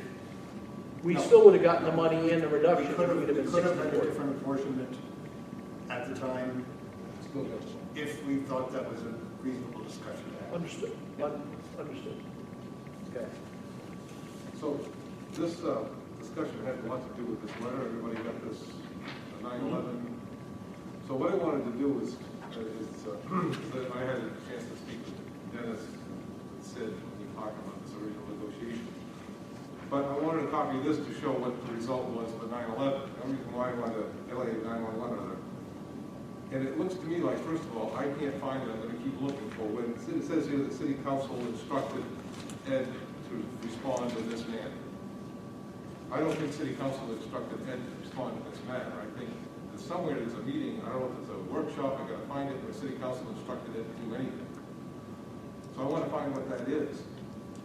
But my selling point to this is he made a case for why we should be going forward. And a lot of people since probably 2010 or before that, have been arguing about the fairness of the apportionment whenever we do business with Lewiston. There's got to be something to it, not just 2 people or 3 people in this room that are asking for a fair apportionment. It's been going on since 2013 at least. And all the, we should tell Lewiston that when you have an agreement that makes us pay 50% of the bill and only use 40 or 30% of the services, we want to talk about it, but they don't want to talk about it because they're happy with the discount. So I think this letter actually proves our case more than anything. It shows that a lot of councilors and people over the years have argued that we need to have a fair apportionment. And when they didn't get a fair apportionment, they found out. LAGC is a good example. So we need to just going forward, make it fair for our future so that future elected officials or staff people don't have to feel again, hey, this is unfair. 10 years from now, we look at this and say, geez, this is unfair, and we're still fighting the battle. I'd like to be able to fix it now. So what I need to do is find out when this city council voted to tell Ed to send this letter, and whether they approved to send this letter, just told Ed to respond, and it won't wait.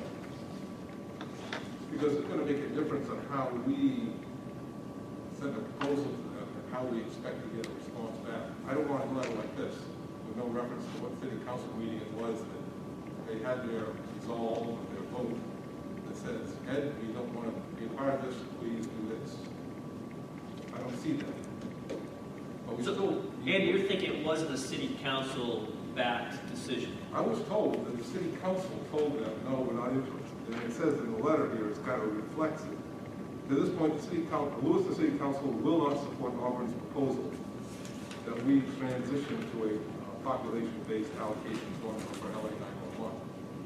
But it doesn't have a reference that I can't find meeting where they had an open meeting, discussed it, and voted no. They did reference some questions raised by the Lewiston City Council and a resolve that they adopted. I have to go through that and see what the... Well, you might be... It was resolved that Auburn City Council voted on and sent it to Lewiston. So I was hoping to find a resolve or an answer to the resolve back to Lewiston saying our city council looked at all this information. Because I can't believe that Lewiston City Council wrote these 2.5 pages. Well, it's on at the bottom of page 3, questions raised by the Lewiston City Council, as you will note in the resolve adopted by the Lewiston, so I don't know where that resolve is or when it was written, but it sounds like it did occur. I don't know when, but. So in the meantime, though, I still think that we need to come up with ideas of what we want to send for a proposal.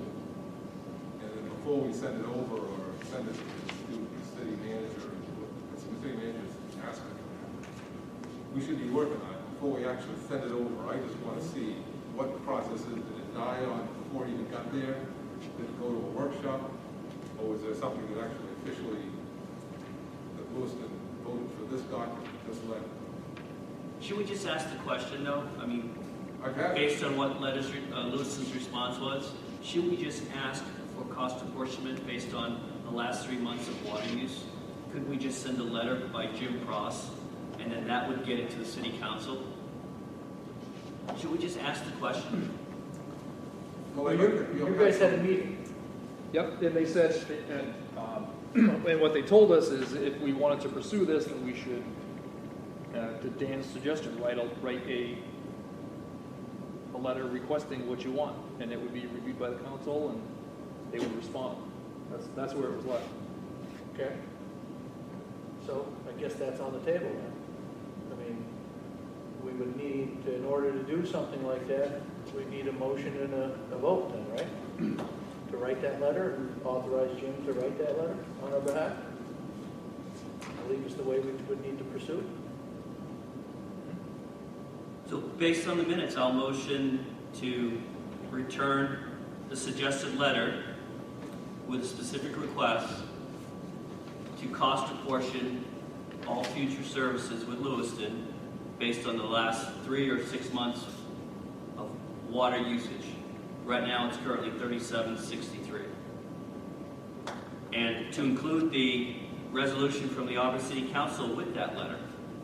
Well, the resolution for Auburn City Council had to do with 911, so. No, I'm talking about the resolution a year ago They're here asking us to negotiate. that suggested that all our future costs are shared based on cost apportionment. Just include that letter with that. Yeah, the copy of that was all. Do we have a, Could you repeat the So motion? based on the, what Lewis has suggested, staff suggested to Sid is to send a letter outlining specifically that we want to cost apportion future water expenses based on what, let's say 6 months of water use history. So currently it's 37, or maybe it might be 38. I think just to say usage, you're getting off, to me. What, every 3 months, every 4 months? I mean, we're just looking at last month's. Maybe it's gonna change everything. Just an annual running average, I would do. An annual running average. I mean, that's Okay, it's right in the so- activity report, annual running To average. send a letter outlining specific requests that we cost apportion based on an annual average of water use. And to include the letter from the Auburn City Council last year. that's the motion. That's the motion. Second. Can I offer a friendly amendment to that? Okay, it's been seconded, so So you can. we're on the discussion, so you can offer an amendment. Yeah? It's a friendly amendment that we require that public notice or this board is made notice of when this will be brought before council. So Sure. that we can attend or at least know when it's going to be in front of the council. Request rather than. And then a reply, answer back after council is done, a reply to their response. So request to acknowledge the letter, and then a request for a reply after review. Council, the city, Lewiston and city council, so we can know ahead of time when it's going to go before council. And we also get a written reply after city council, not 3 or 4 months, because that's one of the problems with LA 911, because it was during the pandemic, I know. But we think this happened somewhere in December, November, December. But then by the time the letter got to Peter Creighton, they weren't sure when it really went to the city, Lewiston City Council. And they received it in February, the letter. But I didn't know anything about it until April or May. So nobody really knows because there was a lot of lost time. So I would ask that the friendly amendment include to make sure that we are informed when it will go before council, and then the notice, or rather the result of the council deliberations after. Okay. So that'll keep us in the loop. Do we have a second on the amendment? Still. Second on the, first on the friendly, that's my friendly amendment. We need a second. Yeah. All right. Will you accept that, Dan? Yes. Okay, good. Yep. Then you got to vote on the We friendly. need to vote on the amendment. The amendment, the friendly amendment first. Yeah, friendly amendment. Do we have any more discussion on the friendly amendment? Yeah, Bob? Okay, no, just, well, I got some input on the whole item, so I can wait. I want to speak before the vote. Well, after we vote on the amendment, we'll move to a discussion on the entire piece of business, okay? So the vote for the amendment, the friendly amendment to Dan's motion. All in favor? All opposed? Abstain. And one abstain. So we've got 4-2-1 with Bob and Casey voting against and Mary abstaining. We now, the amended motion is on the table for discussion. Bob? You know, my concern is that we need to keep in mind that whenever we're paying less for something, Lewis is paying more. Collateral effect may well be that they will have leverage over control of decisions, more control, since they're paying more than Auburn wanted the Auburn wanted the trustees. I think we need to keep that in mind. There could be a capital purchase and they say, we're paying 60%. You don't, Auburn doesn't care about it, but you're gonna pay for your 40%. They could overrule us if we're not equals anymore. That worries me a lot. So can you give me, I'm curious to know when you say, like, what do you mean? Well, just if there was something that needed to get done at the UV plant. So, And they Something said- in history? so 4 years ago, if I can, we had in Auburn, we did our lead and copper sampling, which was a every 3-year requirement. Auburn failed its lead and copper sampling. And it was based off from water quality changes that were made when they built the UV plant. So we embarked on a study. Lewiston had not failed their lead and copper sampling. Auburn did. Lewiston partnered with us on the study, 50-50. We studied it. We made changes to water quality, and thus, we have now successfully passed. We just officially have passed our lead and copper sampling. That was all now successful. But I remembered being the treatment plant manager at the time and thinking, wow, that's pretty good that Lewiston's paying for half of this study where they weren't even in a problem. They hadn't had a violation. They hadn't had an issue. If we, per se, have an issue on the other side of the fence where they have an issue and they say, hey, we need this $200,000 study, and yet Auburn hasn't had a problem, I don't know. I'm just using that as an example. I don't recall the numbers. It was 3-4 years ago. But it's just I'm just throwing that out as an example. So what Mike is talking about, I think this has all been an important question.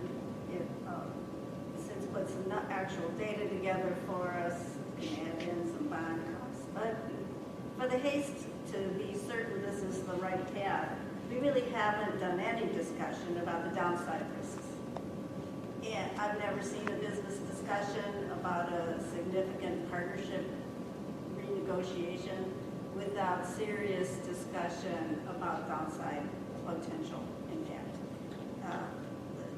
And so, to me, I think, send a letter, what the heck, but we have not really done an in-depth analysis in the way any real business study that I've ever been part of in my long career, in which you look at the upside, the downside, and make that kind of determination. There's sure been a lot of talk about it, but for all around this room and in individual and small group settings with much certainty that there's only one right way here. But I would just offer my assessment that without a complete analysis of the potential downside risks, we have a potential to disrupt a significant business relationship without our full homework on the subject. And that makes me not only troubled but kind of sad about this state of affairs I have. As a way of thinking about a business relationship for two municipalities. And that's really all I will say about it. The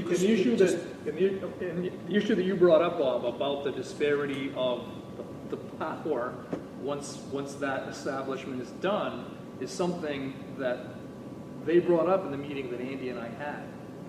Yeah, They were mentioning some of the downsides of doing something like that, and that was the first thing they mentioned. They did, and they also said that they didn't like the fact that they thought they had a disapportionment of power at the bottom of the plant. Right? And I said, well, what if we could arrange that so that it was proportioned? And then he said, well, it's more complicated than that, so he didn't even want to talk about. So that may be something they throw out there, but it's not something that's a deal maker or killer. It is a reality, though. It's something. It could be a reality, but again, okay, we have 40% say instead of 60% say. What's that going to do?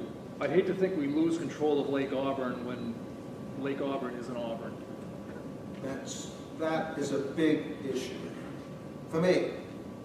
Mike, could you speak up just very briefly about the issue? Remember we had to do work on the huge intake pipe from the lake in the water, and what happened around that? Well, we had a fight with them on that because they didn't want to pay. Well, it wasn't that they didn't want to pay. It was that we were able to make our decision to pay quicker than they could just because of process. as a trustee board, it's easier for us to discuss an item and then to vote on it, approve it.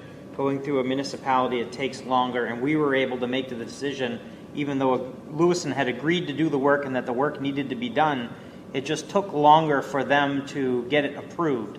So we made the decision to go ahead and fund the intake cleaning prior to Lewiston having even made their vote to do it, but we did it on the good faith that they said that they did support it and wanted to, but it was just the way that, again, the two different, a district works versus a municipality works in the way that they approve expenditures. So I don't know if that's what you were looking for, but.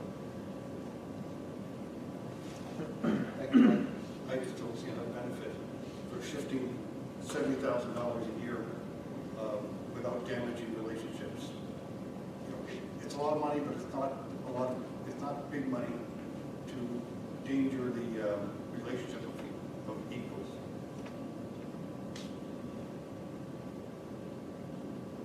I think I want to go back to the point here about the bond payments, because if it's $228,000 a year out of our $700,000 of bond payments, this is a number that's bigger than the 70, if you take the reduction down, this is going to add significantly to that $70,000. We're not talking about changing anything in the past. Can I finish, please? We're not talking about changing anything in the past. We're asking the question in a respectful, open way to talk about something that really we can't discuss with the city manager without, we're questioning, well, was the council resolution? Was it something he was just going based on his own experience? This would be a formal request to have this discussion. And I don't know if we present this or just have this ready for discussion, but looking back, this is one way to look at things. And we're not talking about changing things that are in the past, the bond payments that we have coming due. If we have other projects with them, that's where we're talking about maybe exploring a difference. Or an alum treatment, specific treatment that has to be done, opening the discussion for this to be on the table in a formal way, rather than just kind of, hey, let's have a couple people go over and meet, not that it's not important, but have you guys go over and just meet with the city administrator. This has the council resolution from last March backing what the city of Auburn prefers, and then our final response to say, hey, we'd like to have this as a formal request for discussion. This is what we're asking for, and this is how we're starting the question. We'd like to be involved. Let us know when you can take it up, and we'd like to know what your response is. I don't think that's disrespectful or upsetting the apple cart too much. We have a lot of issues that you raise that are excellent in terms of control. They might come out and say, we're going to demand 60% control or 65% control or whatever it is, and we'll opt out of every contract you're in if they really want to go play that game. But the other thing, Bob, that you mentioned is that we don't want to lose control of our lake, which is Lake Auburn, which is in our city. Well, that's the other thing that's kind of a bargaining point. This is in our city. We sold them a portion of it, the rights to share in this at some point along the line. But we have every right to work with our city councilors and our ratepayers in general to be able to say, what are our options within our city, with our lake? Let's ask the question and have a collaborative discussion with the city of Lewiston. I think it's a fair ask. That's where I'm coming from.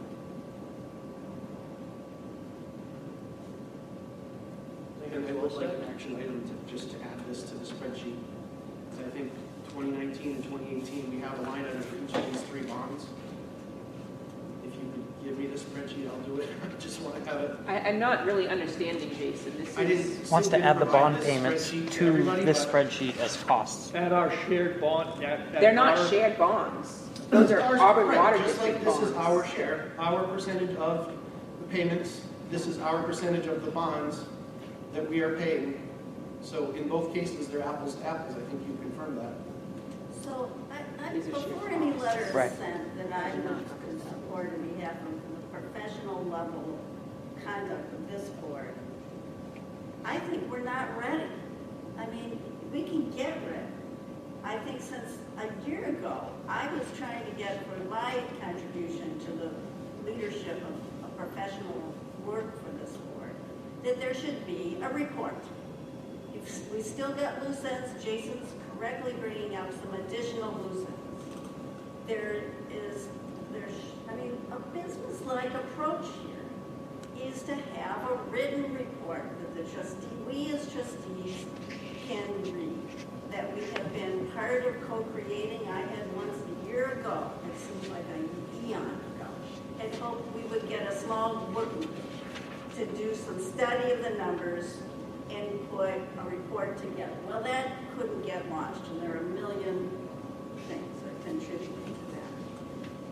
However, I volunteered with Andy that I would then start to write.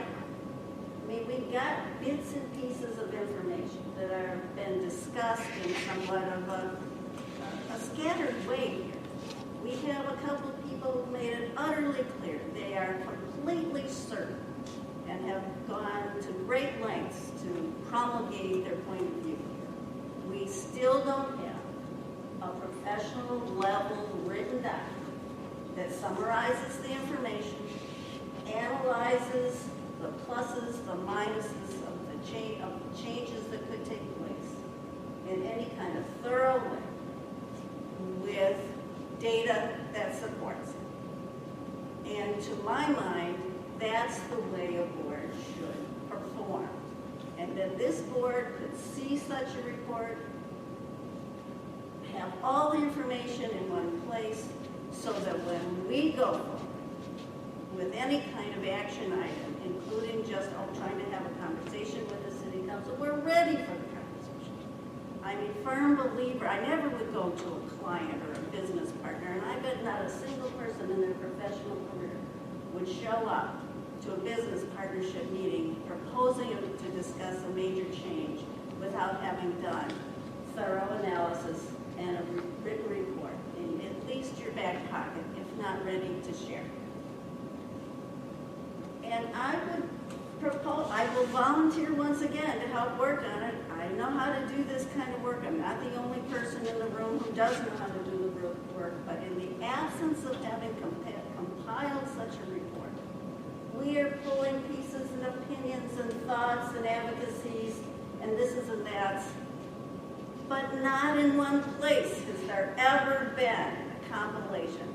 We've chatted about what the downside risks could be. It's never been written down for a thoughtful, sobering moment of analysis and review. So I would like to encourage us to do that before we go forward. I think that is the right way to do Why can't you do that, business. Mary? Well, the question's being answered by Lewis. Why can't you volunteer to do that, Mary? I already did volunteer to do it Yeah. more than once, but not, and I'm not voting on moving forward with a letter to Lewiston until I see a report and whether I'm proud of preparing it with Andy or not. You may have 4 votes to go forward and so be it, but I just want to put a stake in the ground for what I believe is professional performance level for a board that wants to change and negotiate a change with the city of Lewiston, and how I think you prepare for that meeting and for that conversation in the proper way. Well, I make maybe a friendly amendment then that would say that we don't have a date, we never set a date to do this, we're voting to do it. And so what we should do is include in this amendment that it would be a proposal, like it asked, that proposal and letter being presented to this board before it goes to city council. And once this board approves such proposal and letter, then it goes to city council, but not just a plain letter asking. I know it's a delay, and I'm not in favor, I've just been going on so long, but Mary is absolutely correct in that we need to have more than just a 1 paragraph or 4 3-sentence letter. We need to have it backed up with information that we have, and this board should see the packet, whether it be 1 paragraph within 6 pages of. And I would accept that friendly amendment. And I would be willing to work with Mary on that to make sure we put together something that has everything included that we've talked about. And then at the next meeting, we can just say, this is what we're going to send to Lewiston, what do you think? So that, I take that as a second to that friendly amendment? Yeah, I would. And so now, the friendly amendment is on the table. Do we so if Can we I can repeat that, summarize, please? will you summarize that? Yeah, the friendly amendment is that the proposing, a letter will be written to the city council, to Worcester City Council, along with our proposal, but before it is sent to city council, it is approved, the actual document is approved by this board before it goes to city council. We're still communicating with Lewiston immediately, but it's not going to go to city council till this proposal Right, is. we already communicated with the city of Lewiston already. Now, what we're going to give the council, we want them to do in an open session, in a public meeting, is look at our proposal and say yea or nay. Yeah. And they give us the date when that's going to be, so that we can be there if we want to listen to what they have to say. Well, I would just like to say that it's possible that what we come up with when we assess all this is that in a sober moment, we might decide we don't want to do this. At least that should be an open question. I mean, if this is an already settled matter, I'm not wasting my time. But if this is a process of really studying what is the right way to look at this question with full information in an analytical fashion, with pluses and minuses, and a thoughtful pause moment to say, is this exactly what we know? We have all the information in front of us. We know, having studied it, that this is the right way to proceed. Then I would vote only then to go ahead and send a letter to council, to the neighboring city. But if everybody's already decided, and this is just a report to CYA, then I'm not wasting my time on it. But if there's an actual way to understand that there could be some reasons not to do this, maybe there are reasons to do it, but could we please give ourselves the thought about whether or not it's actually a good idea? I mean, this is an open mind that should happen part of a study of looking at a question. I mean, you can come up with a 911 question just out of the back pocket. The request to change the Lewiston Auburn Economic Growth Council, well, not everyone agreed, didn't just arise because a couple of people kept yakking about it. They had a lot of thought about why there were alternatives to how to do economic development and economic growth for each city. That's what and only then did the city council vote to go forward. It was a decision I followed for many years because of my professional interest. Okay, so I think I understand where you're coming from. And I, being a new member of the board, this is my first year, this last document that we just got was the first time Exactly. that we have had a comment. I don't know how, I know Dan's been asking for it, but it's the first time that I've seen these numbers side by side, and I'm a significant ratepayer in Auburn. I can tell you that right now. I've got more than one house. That's a lot of money before we decide to go to the ratepayers and say, we need to raise rates again. We better be able, I have a very thoughtful discussion, and I am in favor of that. And an evaluation on, because I think what Jason brings up, I think those, whether, the bonds and all that, I'd like to see what those numbers are. And I'm not second guessing what happened in the past, but we need to decide how we're going to do business going forward.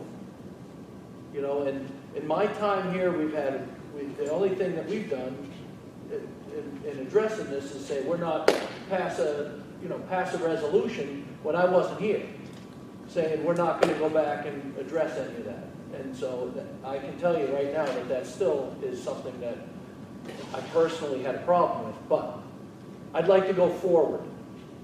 And so what I agree with Andy's friendly amendment, and Dan's second with that friendly amendment, that do we want to put a time frame? Do we have a time frame when this report needs to be submitted to us?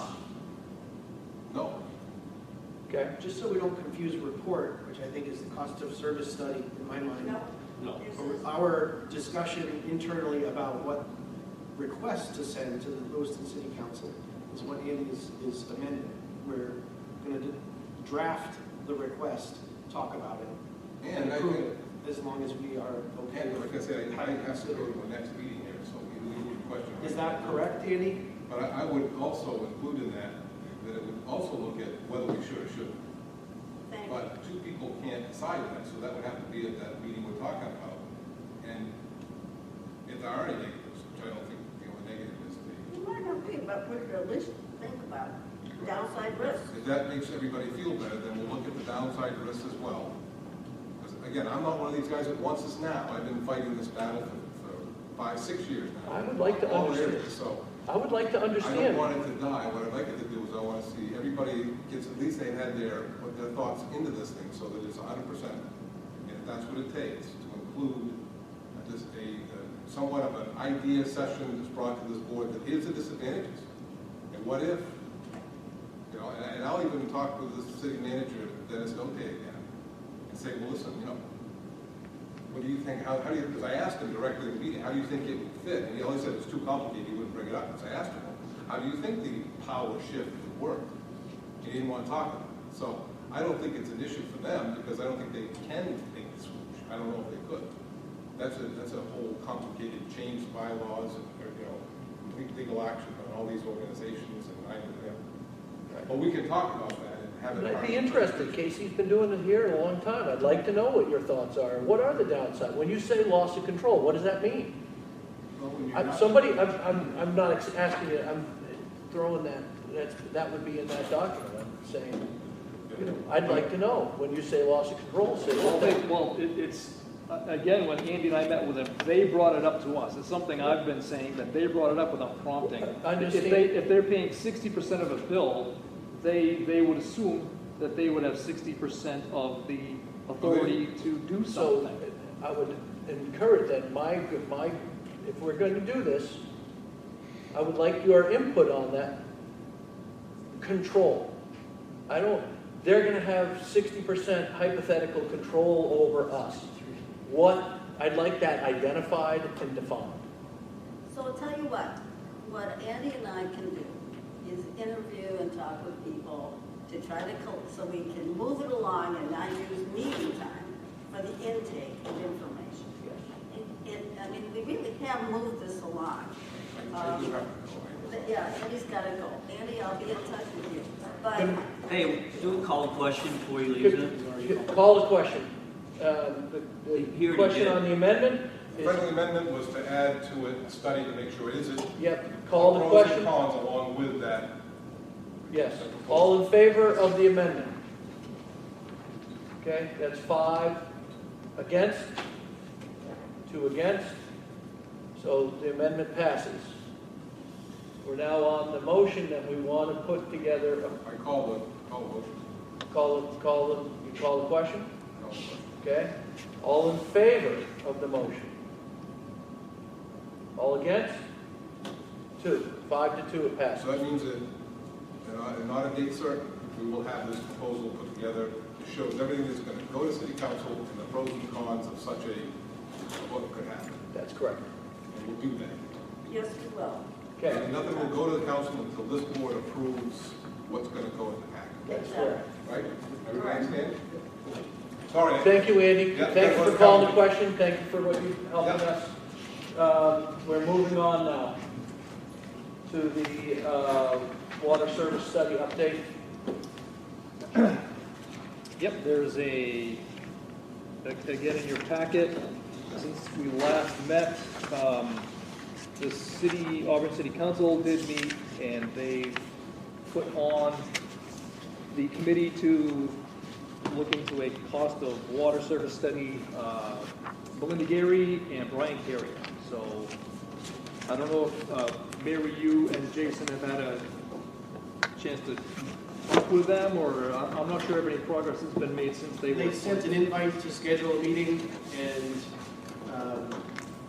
we only had 3, I think there were only 3 that could meet on all the dates, and Right. some others couldn't meet on other dates. So when I put my results in, and we all did, we haven't heard back.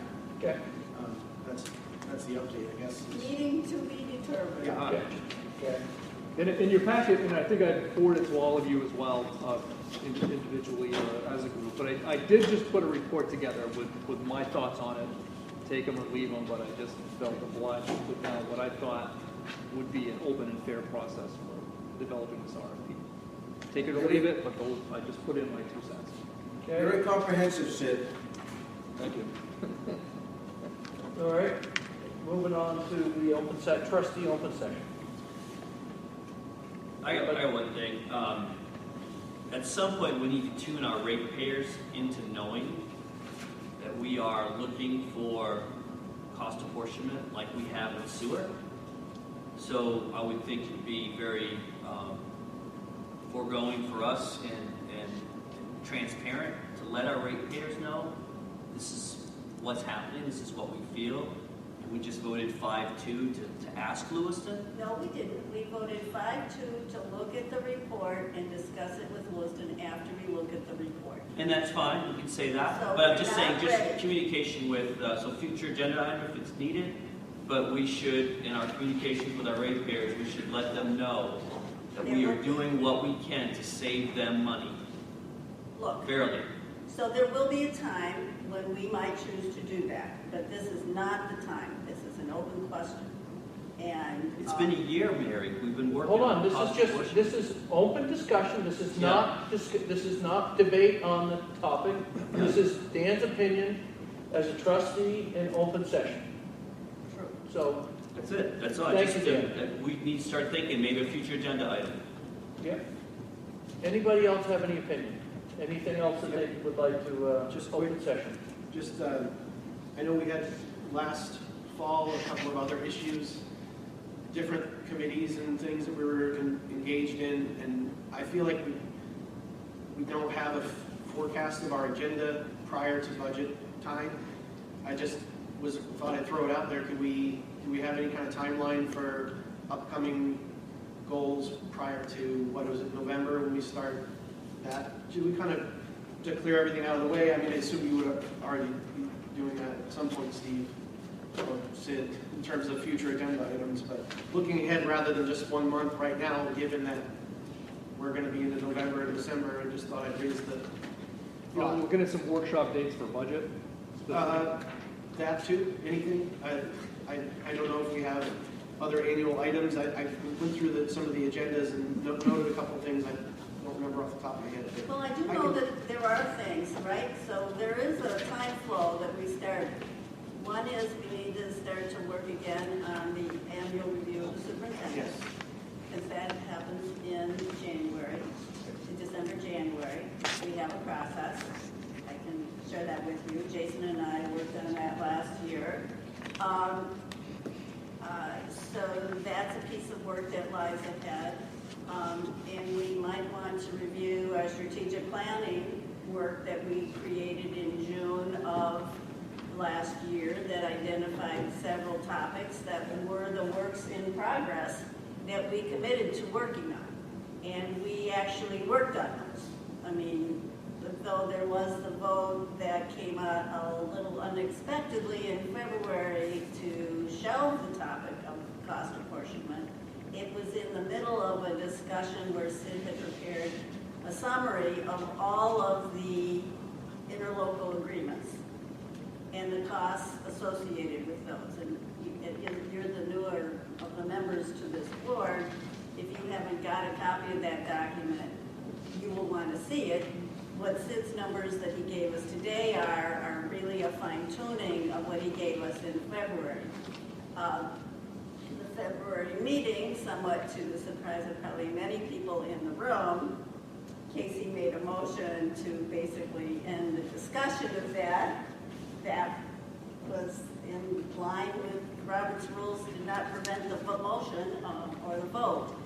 But we are back to the discussion because Jim Cross helped us understand that it can keep coming back up on other agenda items. It didn't have to close the discussion after all. So other pieces, we did a workshop in October. You may have come to it, I can't remember, on filtration to understand all the previous studies that have been done on filtration. And all city council candidates at that time were invited to come as well. Many people did, though not everybody. So that was one of the topics we looked at was, we said that we're going to work on 3 things. Cost apportionment in a studied way. Filtration, what do we know? What more do we need to learn? And a cluster of topics associated with water quality. And so we had a series, and again, I can share with you, we had action items associated with each of those 3 topics, plus the annual review of the superintendent, which was the first ever. When does that start again? Right now. Oh. I mean, it should start this fall because there's going through the process and. Just to have a committee set up to Yeah. start the process. Yeah. maybe. I know I that mean, took time last. Yeah, exactly. We were starting to look at that. We voted on the process with Jim, legal counsel, to help make sure we did it the right way. Don't we just get that survey distributed to the trustees? Is that how we started it? It is, and at first we have to review the job description and some other things. So if you would like to start to build the next agenda, I would be happy to share with you all the documents about how to do the annual review. And Sue probably has those too, but I have them too. So, and that's just passing the baton from one past president to the current president, who the current president leads the process on behalf of the trustees, but all the trustees are active participants in providing the input. And you'll want to choose, I think we elected Jason, and I can't remember if you volunteered or you were one of the only volunteers or elected you. But anyway, Jason was the trustee who, through some process, was agreed to and was very helpful in compiling the input from the trustees for the annual review. So, and that happens, kind of comes together at the same time. So, picking up the action items associated with any of the 3 priorities that were the consensus of everyone who attended the June strategic planning workshop last year. And it's amazing how fast a year goes by. I don't want to beat a dead horse, but one of the things that you did last year, which I don't know if we have to do it this year, but I would recommend Steve consider it, is a workshop maybe to just rehash our priorities. Yeah, I It think doesn't we're, have to be an extensive, Right. long drawn-out thing, but we went through and basically highlighted all of our individual priorities. I think it was prior to the meeting, and then Yeah. she penned them up on the board and summarized them all. And so that's a good way to, I think, to get us. we might want to do that in January and, get through the budget. I mean, anyway, those are just things. I mean, we have works in progress from the priorities we had established last June. It's always good to have a refresher because it'll be, by January, it'll be 18 months later, to say what will we have accomplished, what do we want to reaffirm, and what else has shown up. But that's where we were, and that would be, I agree with Jason, we had a pretty sequenced, we knew the things to expect in each agenda moving through the months. So you kind So of can we jumped. put an agenda item for the next meeting on the schedule for the next 6 months? The mandatory stuff that we have to do that is coming up when the budgets start, the annual review. Should we do a workshop in October? Before our next Do we meeting? want to do a workshop? Yeah. Is that what we wanted? Okay. Kind of the priority summary agenda all at once, is that what you're saying? Yeah, just listening to Mary and Yeah, just a so lot so is there a date that people catch up have on. for a workshop that we could get together and put all this stuff on the table, get everything laid out and get a calendar set for the next 6 months? That's basically what we're saying here, right? Yeah. Next 6 months? Sure. It'll still change from month to month, Yeah. but we'll have some of the fixed things that a little planning is helpful. Anyways, I agree. Motion to adjourn? Anybody? Second. Yeah, open session. Second. Okay. All in favor? Okay.